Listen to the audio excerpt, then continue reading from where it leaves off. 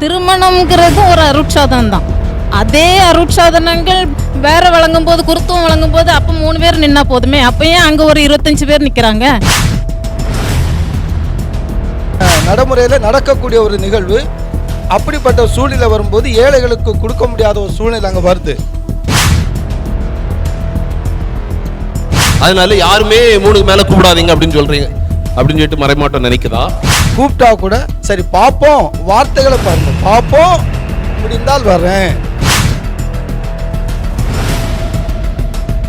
வந்து ஃபாதரா இருக்கலாம், அல்லது பொண்ணுக்கு அம்மாவோட தம்பி ஃபாதரா இருக்கலாம், அப்பாவோட அண்ணன் ஃபாதரா இருக்கலாம். அதே மாதிரி பையன் வீட்டில் இருக்கும்போது நீங்க என்ன பண்ணுவீங்க? அப்ப நாங்க 3 பேரும் எங்களோட உறவு முறையை நாங்க எப்படி எங்க பிள்ளை கொடுப்போம்? வரமாட்டேன் அப்படின்னு எந்த ஒரு பங்குலையுமே இது வரைக்கும் நான் கேள்விப்பட்டேன். அவங்க சரியான தகவல் கொடுத்துருக்க மாட்டாங்க. எல்லா மக்கள் மாதிரி திருப்பலி நிறைவேற்றும் போது அவங்க கீழே இருந்து பார்த்துட்டு போட்டான். ஏன் அல்ல என்ன இருக்கு? ஆளு மனப்பான வந்துகிட்டே இருக்கு. அவனுக்கு வாய்ப்பு இருக்கு, அவன் 10 ஜாமேரை கூடுவான், எனக்கு ஆள் இல்லை நான் அப்படின்ற தாழ்வு மனப்பான்மை இருக்கக்கூடாது.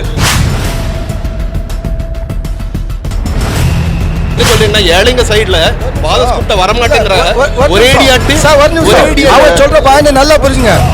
நல்ல